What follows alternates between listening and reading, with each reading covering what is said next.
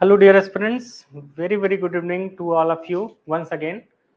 आज हम लोग बहुत ही इंपॉर्टेंट सेशन के बारे में बात करने वाले हैं, खासकर कमांडो ट्रेनिंग प्रोग्राम के बारे में कि इसमें हम ऐसा क्या करने वाले हैं जो आपकी जो यूपीएससी एग्जाम है ना उसको ये बहुत आसान बना सकता है, और कैसे आप इसकी सहायता से अपने इस एग्जाम को बहुत आसानी से क्रैक कर सकते हैं। ठीक है, इस पे हम लोग पूरी बात करेंगे।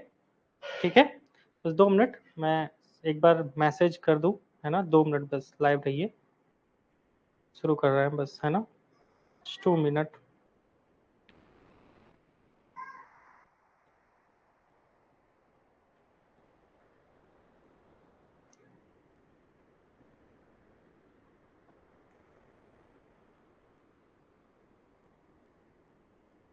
तो देखिए, टारगेट यही है कि ज़्यादा से ज़्यादा लोग इसमें ज्वाइन हो।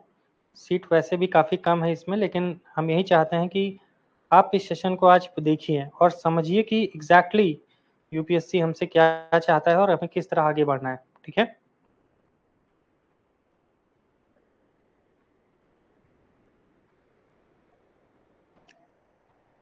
ओके, चलिए बहुत बढ़िया।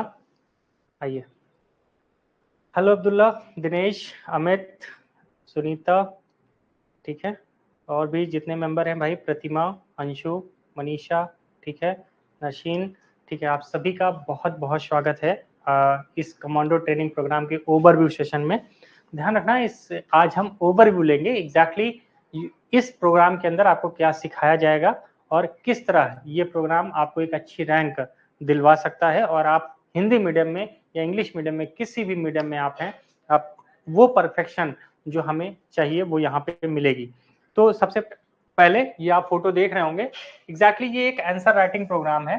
क्यों आंसर राइटिंग? क्योंकि जितनी बेहतरीन तरीके से आप लिखना जानेंगे ना, उतनी ही आसानी से आपका यूपीएससी एग्जाम ये निकलेगा, क्योंकि सिलेक्शन ही आपकी आंसर राइटिंग के आधार पे होने वाला है। कुल मिला के 9 पेपर हमें लिखने होते हैं और उसी के आधार पे यूपीएससी आपकी स्किल को जज करता है। जितना बेहतर, जितना अच्छा प्रेजेंटेशन देंगे अपनी आंसर राइटिंग में, उतना ही आसानी से यूपीएससी आपको सेलेक्ट करेगी। ठीक है, इसीलिए ये बहुत बहुत इंपॉर्टेंट होता है। जैसे इसमें हम लोग जीएस, अपना एसए, हिंदी और इंग्लिश का जो कंपलसरी पेपर है वो हम लोग कंप्लीट करेंगे। 26 जुलाई से हम लोग शुरू कर रहे हैं। मॉर्निंग में जो सेशन है वो 5:30 से लेके 9:30, यानी कि इसी के बीच में सेशन रहेगा। 3 घंटे का सेशन यहाँ पे हम लोग कंडक्ट करेंगे। ठीक है, 3 घंटे का। जब 26 जुलाई को पहले दिन हम लोग पूरा डिस्कशन करने वाले होंगे कि अगले एक साल में हमारा क्या स्टेप टू स्टेप कैसे हम आगे बढ़ने वाले हैं, और अगले जैसे ये जो सेशन है ना, इसके 15 दिन बाद ही आप अपने आप को ये मानने लगेंगे कि हाँ, अब मेरा यूपीएससी में सिलेक्शन हो सकता है। इतना स्ट्रॉन्ग ये सेशन है आप सभी के लिए। ठीक है, हेलो, गुड इवनिंग सपना, गुड इवनिंग। चलिए आइए आगे बात करते हैं और आप समझते हैं कि why commando training program is important for you. क्यों इम्पोर्टेंट है? अगर यूपीएससी सीएससी 2025 का एग्जाम को देखें तो ये 5 चीजें सबसे इंपॉर्टेंट है हमारे इस एग्जाम को निकालने के लिए, और इन सब चीज का जो सोल्यूशन है वो इस ट्रेनिंग प्रोग्राम में मिलेगा। नंबर एक ये है, बहुत ज्यादा एक्सटेंसिव सिलेबस है यूपीएससी का। उस सिलेबस को हमें कैसे बहुत समराइज तरीके में कैसे तैयार करना है, ये चीजें हम लोग यहाँ पे सीखेंगे। लेकिन अभी समझते हैं कि इंपॉर्टेंट क्यों है। तो सबसे पहला ये है कि एक्सटेंसिव सिलेबस है। दूसरा, बहुत हाई कंपटीशन है। समझना ये जरूरी है कि कंपटीशन हमारा है किससे। अगर 1000 वैकेंसीज आती हैं, मान लेते हैं, तो उसमें से 500 स्टूडेंट्स ऐसे होते हैं जो रीअटेम्प्ट देते हैं। रीअटेम्प्ट यानी कि वो रीअटेम्प्ट कैसा दे रहे हैं? वो रीअटेम्प्ट ऐसा दे रहे हैं जिन्होंने ऑलरेडी मेंस लिख चुके हैं, वो दोबारा 500 बच्चे ऐसे होते हैं जो मेंस लिखते हैं। अब आप खुद सोचिए, जो बच्चा ऑलरेडी मेंस लिख चुका है तो वो इस बार कितनी अच्छी तैयारी से आया होगा। और ऐसे 500 लोग होते हैं। आईएएस की कुल मिला के, जो अगर आईएएस की सीट की बात करें तो वो होती है सिर्फ 180। अब आप खुद सोचो, 180 सीट में 500 तो वो हैं जो रीअटेम्प्ट कर रहे हैं। तो आपका चांस बनता कहाँ पे है ना। एग्जैक्टली बनेगा तब जब इन रीअटेम्प्ट करने वालों से और उसके साथ साथ भी जो बचे 500 लोग होते हैं, उनमें से ही बहुत सारे ऐसे बच्चे हैं जिनके पास बहुत हाई स्किल होती है। बहुत हाई स्किल यानी कि वो कहीं ना कहीं बहुत बड़े एजुकेशन से जुड़े हुए हैं, या कोई ना कोई बहुत अच्छी यूनिवर्सिटी से पढ़ाई कर रहा है, या बहुत हायर एजुकेशन लिया है। जैसे आप इंडिया में सुनते हैं कि आईआईटी हो गया, एम्स हो गया, मतलब कि आईआईएम हो गया, या उसके अलावा जो BHU जैसी यूनिवर्सिटीज हैं जो यहाँ पे बहुत बड़े बड़े कोर्सेज बच्चे करके आते हैं, वो लोग भी हैं। दिल्ली यूनिवर्सिटी अलग से है ही, तो आप देख ही रहे होंगे। तो इस वजह से कंपटीशन हमारा इनसे है, ठीक है, जो ऑलरेडी सेलेक्ट होते हैं, मतलब जो मैं उनकी बात कर रहा हूँ जो सेलेक्ट होते हैं, ठीक है। आप जाके देखिए इंटरव्यू, आप देखते होंगे कोई भी बच्चा नॉर्मल तो नहीं कहता कि मैंने सिर्फ BA किया है, MA किया है या कुछ किया है, वो ज्यादातर यही बताते हैं कुछ ना कुछ बड़ा ही करके आए हैं, ठीक है। अगर उनसे हमें लड़ना है तो सीधी सी बात है, हमें ये जानना जरूरी होता है कि वो ऐसा क्या कर रहे हैं जो हम नहीं कर सकते, ये एज अ नॉर्मल स्टूडेंट की तरह, या फिर कंपटीशन को कैसे बीट आउट करना है, और ये जो ड्रीम पोस्ट है IAS, इसको हम कैसे प्राप्त कर सकते हैं। देखो 2025 के लिए ना मेरे अंदर भूख है कि मुझे सिलेक्शन दिलाना है, इसीलिए इस प्रोग्राम को मैंने बहुत अच्छे से, बहुत सिस्टमेटिकली डिजाइन किया है कि ये प्रोग्राम आपकी लाइफ में बहुत बड़े चेंजेस ला सकता है, ठीक है ना। अब आगे देखते हैं, अगला है कंसिस्टेंस परफॉर्मेंस रिक्वायर्ड होती है इसके अंतर्गत, क्योंकि एग्जाम का जो पैटर्न है वो लगभग 1.5 साल का है। अभी से आप मान लो, अगर आप अभी तैयारी करना शुरू कर रहे हो और अभी क्या चल रहा है, जुलाई, तो इसका मतलब है कि अगली बार आप मई में एग्जाम देंगे, वो भी किसका, प्रीलिम्स का, फिर आप अगस्त के एंड में, अगस्त में आप किसका देंगे, मेंस का, और आपका इंटरव्यू कब शुरू होगा, ध्यान रखना 2026 में, 26 के फरवरी में आपका इंटरव्यू स्टार्ट होता है, और कहीं ना कहीं जो 26 में फिर से मई आ जाएगा, और मई में आपका क्या आएगा, लिस्ट आएगी, और उसमें आप सेलेक्ट हुए हैं कि नहीं ये पता चलेगा। यानी कि अभी से लेके और अगले मई तक और उसके अगले मई तक, आप समझ रहे हो, यानी कि अभी जून चल रहा है, जुलाई चल रहा है, जुलाई के बाद अगला जुलाई आएगा, फिर अगला जुलाई आएगा, यानी कि मई तक, तब जाके आप एग्जैक्टली समझ पाओगे कि आपका सिलेक्शन हुआ है कि नहीं हुआ है।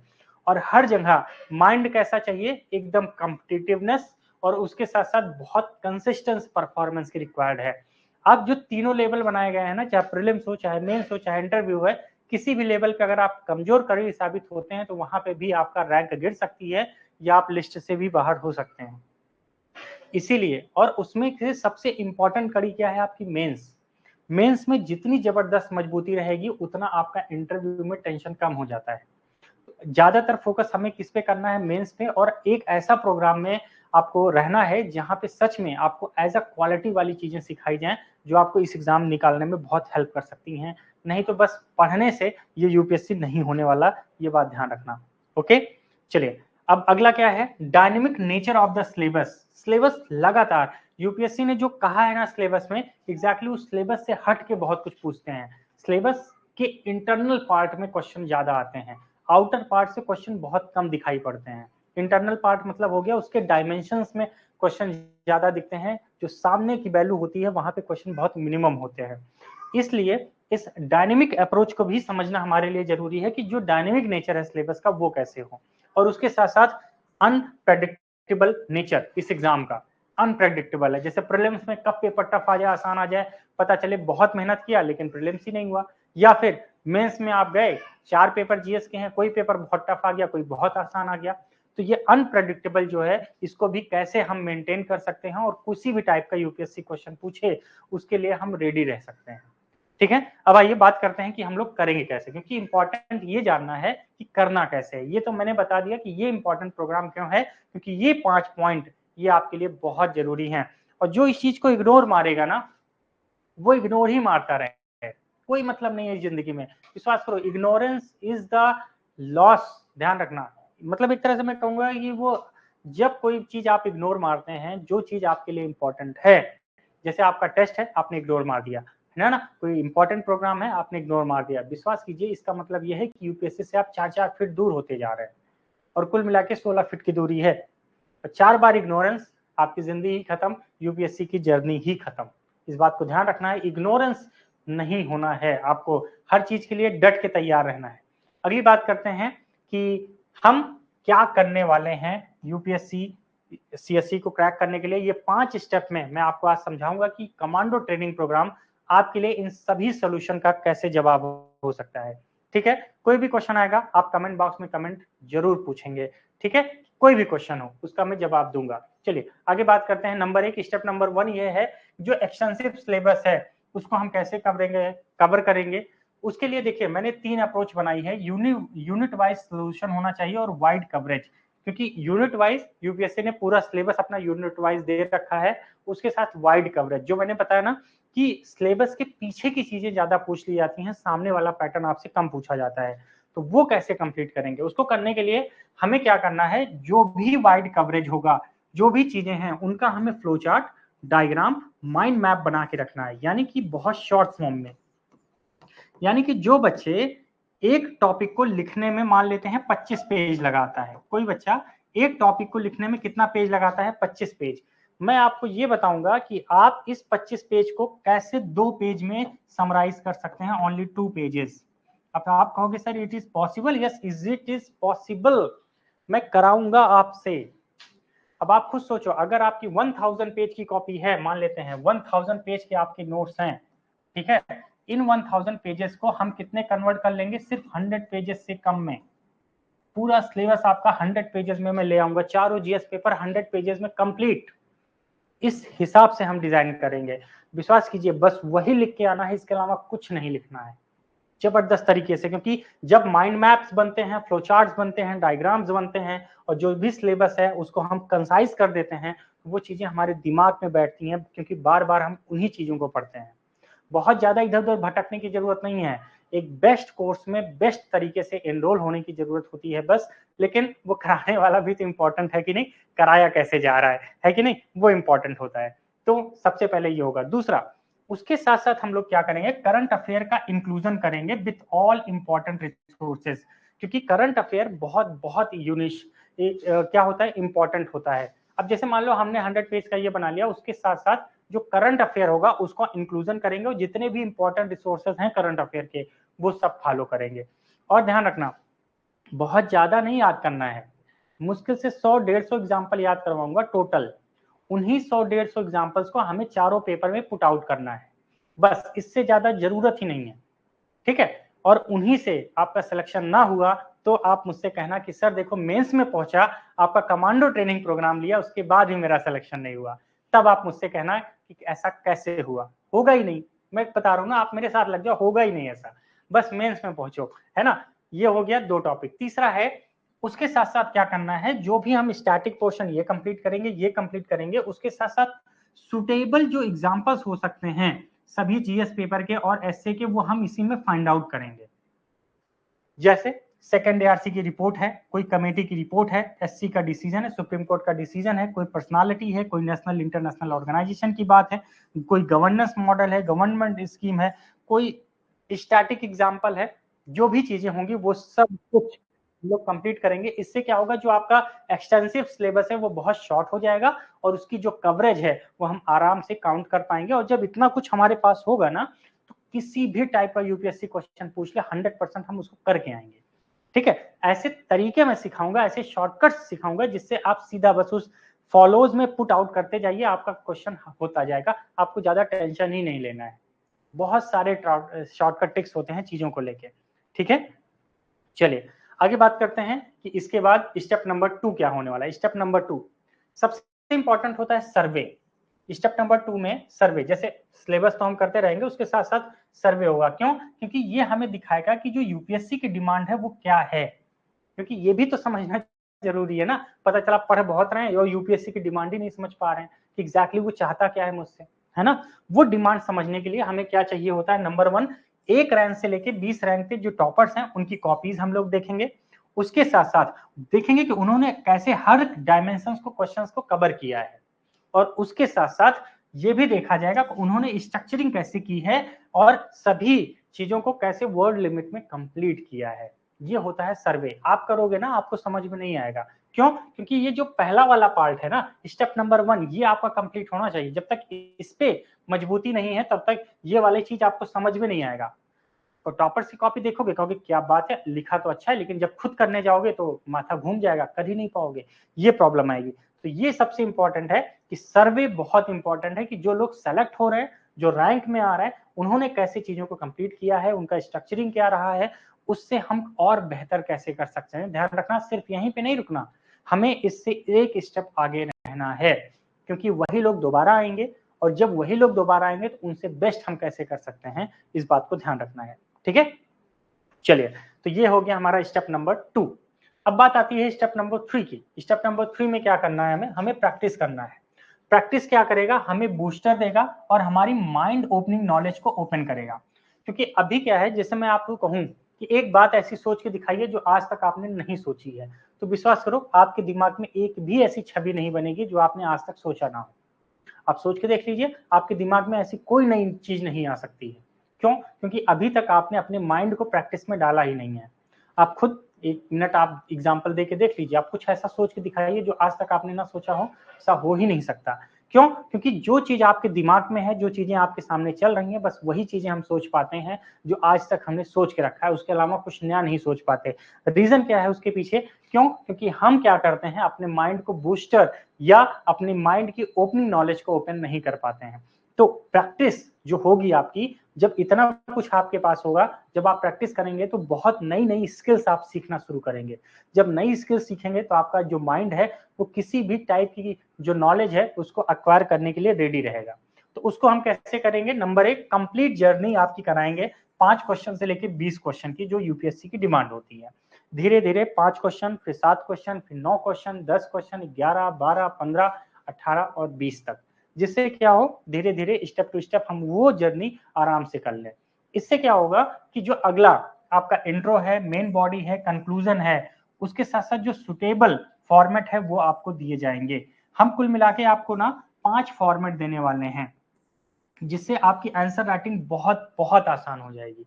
सिर्फ वो 5 फॉर्मेट्स, हम आपको एक फॉर्मेट दिए हिस्ट्री का, आपको बस हिस्ट्री पे वही चीजें रखती जाना है। कीवर्ड्स बता देंगे कि कीवर्ड है, जैसे इंट्रो में आएगा तो ये कीवर्ड होना चाहिए, मेन बॉडी में ये कीवर्ड, कंक्लूजन में ये कीवर्ड डाल दिया। पॉलिटी का क्वेश्चन है तो ये वाला स्टेटमेंट होना चाहिए, अगला इकोनॉमिक का है तो ये वाला होना चाहिए। ऐसे 5 ही फॉर्मेट हैं, उन्हीं 5 फॉर्मेट में आपका पूरा का पूरा आंसर राइटिंग सिस्टम ही डिजाइन करके हमने रख दिया है। इस पे बहुत काम हुआ है, ठीक है, ध्यान रखना। तो इससे क्या होगा, इजी तरीके से आप चीजों को अचीव कर पाएंगे। ओके, अगला अगला इंपॉर्टेंट है shortcut learnings for formatting the answers. हमें बहुत सारे, जैसे मैंने बोला ना, बहुत सारे शॉर्टकट सिखाऊंगा, बहुत सारी शॉर्टकट लर्निंग्स होंगी, जिससे आप चीजों को फॉर्मेटिंग जब करोगे ना तो उसमें क्या डालना है क्या नहीं रखना है वो सब चीजें हो जाएंगी। जैसे एक एग्जांपल लेता हूँ, सीडीआई मैंने इंट्रोडक्शन के लिए बनाया है, ऐसे 2-3 है जो शॉर्टकट फॉर्म है। जैसे सीडीआई का मतलब क्या होता है, सी से कंटेक्स्ट, डी से डेफिनेशन, आई से इशू, यानी कि हमारे इंट्रोडक्शन में यही 3 चीजें आनी चाहिए, सीडीआई से ज्यादा कुछ नहीं आएगा, और 2 से 2.5 लाइन में आपका इंट्रोडक्शन जबरदस्त तैयार हो जाएगा। ठीक है, ये होता है शॉर्ट फॉर्म। ये चीजें काम करती हैं, लेकिन उसके लिए कोई करवाने वाला तो होना चाहिए, है ना, जो इस चीज को, एग्जाम को बहुत अच्छे से समझता है, जिसने बहुत अच्छे से चीजों को डीपली नॉलेज रखी है, वही करवा पाएगा। नहीं तो बस ऐसे ही पढ़ाने से नहीं होने वाला ये एग्जाम, मान लो आप मेरी बात, ठीक है। तो ये हो गया आपका कंटेक्स्ट, डेफिनेशन एंड इशू। तो यही 3 चीजें आपके इंट्रोडक्शन में आनी चाहिए। इसके साथ ये तो एक पार्ट है, इसके साथ 3 और 4 फॉर्मेट हमने बनाए हैं इंट्रोडक्शन के, जिससे आप इंट्रोडक्शन बस देखिए, याद रहे, सीडीआई है, पीआई है, और मतलब 2-4 है, बस उस पर रखा, काम खत्म, आपका इंट्रोडक्शन रेडी टू हैंड है आपके लिए। क्यों? क्यों? क्योंकि इसके पहले आपने स्ट्रक्चरिंग देख रखा है, आपने सिलेबस को बहुत तरीके से कंप्लीट कर रखा है, इस वजह से। ठीक है भाई, चलिए नेक्स्ट अगर हम बात करें, उसके बाद जैसे मेन बॉडी में पीप्स ट्रिपल सी एस, एक जबरदस्त फॉर्मूला है, पीप ट्रिपल सी एस। विश्वास करो, ये फॉर्मूला अगर मैं आपको बता दूं ना, आप कहोगे क्या जादू है। ये मेन बॉडी में आप डालते ही, अगर इस स्ट्रक्चरिंग में लिखोगे, आपकी मेन बॉडी एकदम जबरदस्त स्ट्रक्चरल फॉर्म में आएगी। जब कोई एग्जामिनर उसको चेक करेगा ना, वो कहेगा क्या बात है यार, सच में बच्चे ने बहुत बहुत काम किया है। ठीक है, इसीलिए ना बहुत ज्यादा नहीं, सिर्फ 50 बच्चों का एडमिशन ले रहा हूँ, ठीक है, सिर्फ 50, इससे ज्यादा जरूरत ही नहीं है मुझे, क्योंकि इससे ज्यादा मैं लोड ले ही नहीं सकता अभी। सिर्फ 50 बच्चों का है, ध्यान रखना। बिल्कुल बिल्कुल, इंग्लिश मीडियम में भी है राजकुमार, ध्यान रखना, दोनों में है भाई, ऐसा नहीं है कि सिर्फ हिंदी मीडियम का है, दोनों में है, ध्यान रखना। ओके, ये इंग्लिश में ही लिखा है सब कुछ, हिंदी में कुछ भी नहीं है ना, ध्यान रखना। तो क्योंकि सिस्टम दोनों के लिए सेम होना चाहिए ना, हम क्यों कहें भाई इंग्लिश मीडियम अलग है हिंदी मीडियम अलग है, ऐसा नहीं है। ओके, और अगला है, जैसे राइटिंग स्टाइल के लिए बहुत सारे हैं कीवर्ड्स, जो हम आपको बताएंगे कि आपकी राइटिंग स्टाइल में क्या चीजें और आनी चाहिए। वो सब चीज कीवर्ड्स हम आपको देंगे, उन्हीं कीवर्ड के माध्यम से आप क्या कर पाओगे, अपनी प्रैक्टिस करोगे, जो आपकी माइंड ओपनिंग नॉलेज है वो क्रिएट होगी, और उसके साथ साथ बूस्टर्स आपकी जिंदगी में क्रिएट हो जाएंगे। ठीक है, अगली बात ध्यान से देखिएगा, स्टेप नंबर 4। क्या होगा, वीकली फुल लेंथ टेस्ट होंगे आपके। अब ये जो फुल लेंथ टेस्ट होगा ये क्या करेगा, आपको स्ट्रेंथ देगा, स्ट्रेंथ, मजबूती। और जो क्वेश्चन है यूपीएससी कोई भी क्वेश्चन पूछे, any question asked by UPSC you can solve it 100%, because ये सिस्टम ही ऐसा डिजाइन किया जा रहा है कि कोई भी क्वेश्चन आए आप उसी फॉर्मेट पे रख के आंसर्स को लिखना है। ज्योग्राफी की फॉर्मेटिंग ही अलग है, उसी तरह सोसाइटी और हिस्ट्री उसकी फॉर्मेटिंग अलग है, पॉलिटी की अलग है, ठीक है।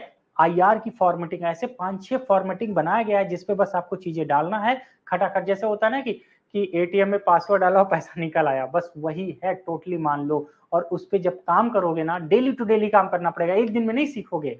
आज बता के चला जाऊं, कल 2 दिन बाद सब गुल गायब, क्योंकि आप उसकी वैल्यू नहीं समझते हैं जब तक आप किसी के साथ रह के लगातार उस पर प्रैक्टिस नहीं करते हैं। ध्यान रखना, ठीक है। अब इसको कैसे करेंगे, नंबर 1 जो वीकली टेस्ट होगा ये क्या करेगा, हेल्प करेगा, एक डायनेमिक सॉल्विंग अप्रोच आपके क्रिएट करेगा। क्योंकि जब हर हफ्ते फुल एंड टेस्ट लगाओगे तो क्या होगा, एक डायनेमिक अप्रोच आएगा, भाई कैसे जल्दी जल्दी कंप्लीट करना है, फॉर्मेटिंग को कैसे याद रखना है, सब कुछ। उसके साथ साथ apply all techniques to get some extra marks. इस टेस्ट से क्या होगा, जितनी टेक्निक्स आपको सिखाई गई हैं, जो भी चीजें आपको सिखाई गई हैं उसको आप अप्लाई करना सीखेंगे, जिससे आप ये चाहोगे कि भाई अगर बंदे को 10 में से सबको 5 नंबर मिल रहा है तो मुझे 6 नंबर से 7 नंबर कैसे मिले, हमें तो इस पे काम करना है। भाई अभी तक अगर कोई बंदा 5 पा रहा है तो मैं ऐसा क्या करूं, ऐसी सभी टेक्निक्स अप्लाई करके 6 से 7 तक मैं कैसे पहुंचूं, वो इंपॉर्टेंट है, ध्यान रखना। और अगला, time management is really easy for this session, मतलब this session with this session, मतलब यानी कि इन सेशन के आधार पे आपका जो टाइम मैनेजमेंट है वो बहुत अच्छे से होने लगेगा। जो अभी आपकी टाइम मैनेजमेंट नहीं हो पाती है, हर समय आप क्या करते रहते हो, भागते रहते हो कि भाई हो ही नहीं पा रहा, टाइम ही नहीं हो पा रहा, तो जब वीकली फुल लेंथ दोगे उसके साथ साथ वीक में आपके 3 टेस्ट अलग से होते रहेंगे, मतलब जो आंसर राइटिंग प्रैक्टिस जो मैंने आपको यहाँ बताया, ये प्रैक्टिस ध्यान रखना अलग है, ये प्रैक्टिस एकदम अलग है जो मैं वीक में आपसे करवाऊंगा। डेली कम से कम एक हफ्ते में 3 से 4 प्रैक्टिस होंगी, उसके साथ साथ ये अलग है, ध्यान रखना ये अलग है। इससे क्या होगा, इन सब चीजों में हमें हेल्प मिलेगी। ये अपना स्टेप नंबर 4 रहा। अब बात करते हैं अपना स्टेप नंबर 5 की, जो बहुत बहुत जबरदस्त है, और वो है 50 मॉक टेस्ट फॉर यू। जो क्या करेगा, टॉपिक वाइज और फुल लेंथ आपको हम देंगे, जो आपके घर पे जाएगा, आप हमारे साथ लिखेंगे बकायदे यूपीएससी की कॉपी की तरह एकदम बना के, उसी तरह हम आपके घर पे भेजेंगे, आप हमारे साथ सॉल्व करेंगे। उससे क्या हो जाएगा, जो क्रिएशन है ऑफ एग्जाम आइसोलेटेड अप्रोच आप वो करोगे। यानी कि एग्जाम में जब हम आइसोलेटेड हो जाते हैं, एकदम अलग थलग पड़े होते हैं ना, क्योंकि हम एक दूसरे से बात नहीं कर सकते, उस अप्रोच के हम यहाँ पे क्या करेंगे, क्रिएट करने की कोशिश करेंगे कि जब एग्जाम हॉल में बैठते हैं, जो आइसोलेटेड मामला हो जाता है, ना किसी से बात कर सकते हैं, ना पूछ सकते हैं, ना कुछ देख सकते हैं, उस अप्रोच को कैसे जिंदा रख सकते हैं अपने अंदर। क्योंकि बहुत लोग ऐसे होते हैं ना, पढ़ तो लिया, प्रैक्टिस भी कर ली, सब कुछ हुआ, लेकिन एग्जाम में ही हाल में जाते ही ये आइसोलेटेड अप्रोच उनको बहुत परेशान कर देती है और उसको टैकल नहीं कर पाते और बहुत गलतियां कर देते हैं, सब कुछ पता होते के बाद भी। तो ये 50 मॉक टेस्ट आपको इसमें करने वाले हैं, ध्यान रखना, इससे आपका यहाँ पे ये सॉल्व हो जाएगा। अगला है to know remaining issue with the topic and current affairs. इससे क्या होगा, आप ये समझ पाओगे कि आपकी जो बची खुची इश्यूज हैं टॉपिक्स की, करंट अफेयर्स की, वो भी यहाँ से सॉल्व हो जाएंगे और आप एक अच्छे माइंडसेट के लिए एग्जाम में रेडी हो पाओगे और उसको कंप्लीट कर लेंगे, ठीक है। और अगला, stress management and the fight with the fear in the exam hall, ठीक है। क्योंकि स्ट्रेस बहुत जरूरी है मैनेजमेंट करना, उसके साथ जो एग्जाम हॉल का डर होता है ना, उस डर को हम यहाँ पे खत्म करेंगे।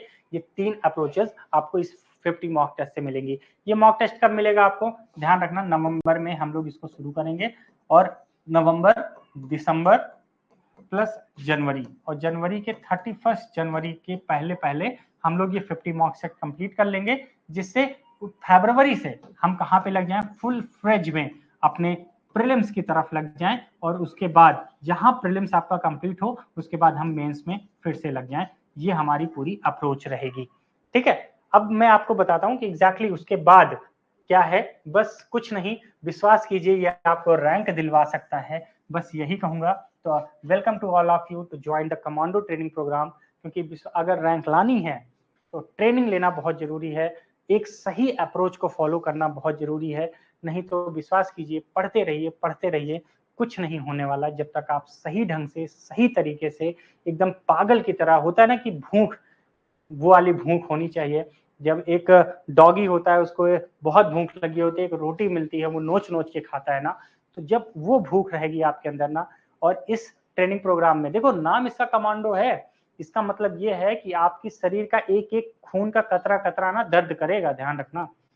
रोगे बैठ के कभी कभी कि इतनी ज्यादा मेहनत हम नहीं कर सकते हैं, लेकिन करवाया जाएगा। कमांडो ट्रेनिंग प्रोग्राम में यही तो होता है कमांडो के साथ, कि उनको एक एक्सटेंसिव लेवल पे ले जाके ना, एकदम वर्स्ट से वर्स्ट सिनेरियो में भी उनको ले जाके खड़ा किया जाता है, कि जंगल में अगर कोई नहीं है, बर्फबारी में कोई नहीं है, पता चले कि तूफान आ रहा है, अकेले हो ना, तब भी खड़े हो। इसे कहते हैं कमांडो ट्रेनिंग। उस ट्रेनिंग की तरह आपके साथ हम काम करेंगे, जिससे क्या होगा, आपका जो रैंक है तभी आएगी, नहीं तो नहीं आने वाली है। ठीक है, एक बार सभी लोग बताइए कि समझ में आया कि नहीं, हमें कैसा करना है कि नहीं करना है। ठीक है, एक बार सभी लोग बताइए। ठीक है, ठीक है, सही है कि नहीं। सिस्टम बहुत सिस्टमैटिक डिजाइन किया है मैंने, स्टेप टू स्टेप आगे बढ़ने का कैसा है, क्योंकि इसके पहले ना उतना समय मुझे मिल नहीं पाया कि एक अच्छा सिस्टम डेवलप किया जाए। ये सिस्टम इसीलिए डेवलप किया गया है कि आप सच में वो करके दिखाएं जो मैं चाहता हूँ। ठीक है, ये मेरा दूसरा साल है पढ़ाते हुए, और मैं चाहता हूँ कि इस बार सिलेक्शन चाहिए, किसी हाल में चाहिए। ठीक है, और बहुत जरूरी है। ठीक है, ओके, है ना। ठीक है,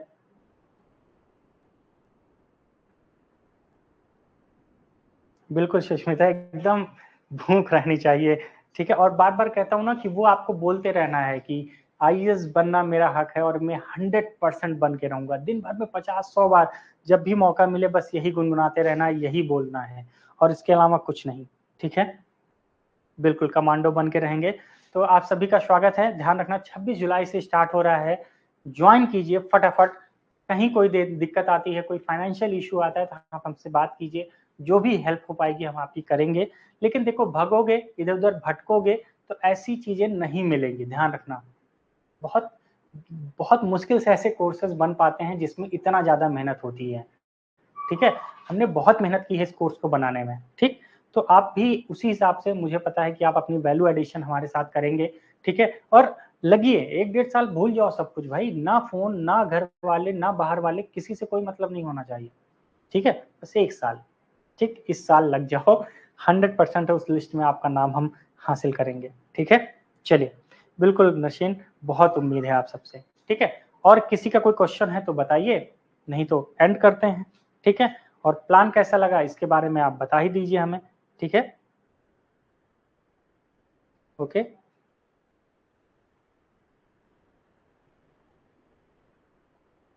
बिल्कुल रेखा, कल मेरी वो एग्जैक्टली कल थोड़ा सा तबीयत डाउन थी। वैसे कभी बुखार वगैरह नहीं होता है ना, बुखार था मुझे, लेकिन कल थोड़ा सा डाउन था मुझे, है ना। ठीक है, ठीक है, बहुत बढ़िया। बिल्कुल होगी प्रहलाद, बिल्कुल होगी, सब कुछ होगा, चिंता ना करो, इसमें सब कुछ है, बहुत कुछ, ऐसा कुछ भी नहीं है जो नहीं है। ठीक, चलिए, बहुत बढ़िया कंदूरी, वेरी गुड। ठीक है, बहुत बढ़िया, है ना। ओके, अमित, ठीक है, अनुराधा, ठीक है, रेखा, निशा, प्रतिमा, ठीक है, चलिए, बहुत बढ़िया। ठीक है, 26 जुलाई, ध्यान रखना 26 जुलाई हम लोग शुरू करने वाले हैं इस प्रोग्राम को। ठीक है, तो बिल्कुल ज्वाइन कीजिए, डिले नहीं करना है हमें, ध्यान रखना है ना, बिल्कुल डिले नहीं करना है। तो ये 26 जुलाई, स्टार्ट फ्रॉम 26 जुलाई हम लोग मॉर्निंग में मिलेंगे आपसे। ठीक है, बहुत बढ़िया, वेरी गुड। फीस कितनी है आप जाके अपने कोर्स में चेक कर सकते हो, फीस कितनी है। ओके, बहुत मिनिमम कॉस्ट रखा है भाई, ऐसा नहीं है बहुत ज्यादा फीस है। अब आप समझ लीजिए, इतना कुछ करने के लिए अच्छी खासी फीस ली जाती है ना। हम सिर्फ 8,000 रुपए में ही ये सब करा रहे हैं, टोटल 8,000। और एक बात मैं और बता दूं आपको, कि जो इसमें कराया जाएगा ना, वो कब तक के लिए है ये भी सुन लो। जैसे मान लेते हैं अभी हम लोग शुरू करेंगे, तो हम लोग कब तक चलेंगे, 31 जनवरी तक, है ना। 31 जनवरी तक हम लोग चलेंगे। ठीक, क्यों, क्योंकि भाई प्रीलिम्स के लिए भी तो चाहिए, और इस बार मई में पेपर है, तो आप फरवरी, मार्च, अप्रैल और मई, ये 3-4 महीने जो रहेगा आप प्रीलिम्स पे अच्छे से दीजिए। उसके बाद हम लोग क्या करेंगे, जब आपका प्रीलिम्स खत्म होगा, जिस दिन प्रीलिम्स खत्म हुआ उसके 1 या 2 दिन बाद हम लोग फिर से किस पे लग जाएंगे, अपने इसी प्रोग्राम पे लग जाएंगे, यानी कि 27 या 28 मई से फिर हम लोग लग जाएंगे। और जो आपका पेपर है वो कब है, 28 अगस्त को है ना, 28 अगस्त को है। विश्वास करो तब तक तो इतना धुआं फैला चुके होगे ना तुम लोग कि लगेगा ही नहीं मेंस का एग्जाम देने जा रहे हो, इतना ज्यादा हम एक्सटेंसिव लेवल पे काम कर चुके होंगे। ठीक है, ध्यान रखना। प्रमीला, डिस्काउंट, इसमें क्या ही डिस्काउंट है, आप समझिए। बिल्कुल बिल्कुल अमित, कोशिश हमारी यही है कि जल्दी से जल्द बुक मिल जाए आपको। ठीक है, ठीक है, आप मुझसे बात कर लेना, व्हाट्सएप पे बात कर लेना। ठीक है, देखो सबके लिए नहीं है, मैं फिर से कह रहा हूँ, जिनको लगता है कि मुझे आना चाहिए, है ना, जिसको ये टेक्निक समझ में आई जो मैंने बोला, ठीक है, इसको करना पड़ेगा तभी बात बनती है, नहीं तो कंपटीशन कितना है आप खुद जानते हो, किससे कंपटीशन है ये भी जानना जरूरी है। ठीक है, सिलेबस कैसा है, अप्रोच कैसी होनी चाहिए, वो भी मैंने आप सबको बताया। ठीक है, ध्यान रखना। बिल्कुल पूजा, बताइए क्या क्वेश्चन है। ठीक है, इसमें ईएमआई ऑप्शन नहीं है, ध्यान रखिएगा, इसमें ईएमआई ऑप्शन नहीं है। सर बुक्स प्रीलिम्स की बुक मंगा सकते हो आप, बुकलेट मंगा लीजिए। देखिए हमने क्या किया है, इसी के साथ ना जो आपका सिलेबस है, बहुत सारे बच्चों का सिलेबस कंप्लीट नहीं है, ठीक है, तो उनके लिए हमने क्या किया, बुकलेट रेडी किया है, तो वो बुकलेट मंगा सकते हैं। तो बुकलेट से क्या होगा, कुल मिला के 16 बुकलेट है मेंस की, जो कि लगभग कंप्लीट है, 2-4 दिन में यहाँ से निकल जाने वाली हैं जिन्होंने बुक किया है। और जो प्रीलिम्स है उसकी 9 बुकलेट्स हैं जो अभी बन रही हैं। तो ये जो बुकलेट्स हैं ये अभी नहीं निकलेंगी, मेंस वाली सबके पास चली जाएगी, ये जाएगी लगभग अगस्त में। ठीक है, क्योंकि इसमें बहुत काम करना है प्रीलिम्स वाले में अभी, तो ये बची हैं, लेकिन मेंस की लगभग कंप्लीट है, वो निकल जाएंगी। टाइमिंग जैसा मैंने बताया प्रमिला, मॉर्निंग में समय रहेगा 3 घंटे का। ठीक है, ठीक है, बिल्कुल बिल्कुल बहुत जरूरी है भाई, है ना। चलिए ऑल द बेस्ट, फिर आप सभी से अगले सेशन में मुलाकात होगी, और किसी का कोई डाउट है तो आप व्हाट्सएप पे हमसे पूछ सकते हैं। ओके, और ज़्यादा से ज़्यादा इस वीडियो को शेयर कीजिए आप सभी, और बताइए सबको, है ना, जैसा भी होगा। ठीक, चलिए, thank you so much, bye, good night. Pooja, यदि कोई कोर्स नहीं ले पाएंगे तो ऐसे तो उनकी यूपीएससी का ध्यान नहीं जाएगा। देखो एग्जैक्टली क्या ही करें आप बताइए ना, है ना, हमारे लिए पास भी तो रिस्ट्रिक्शंस है ना, कि उतना ही कर सकते हैं जितना हम कर पाए, है ना, समझा करिए भाई। Okay, thank you so much, bye bye.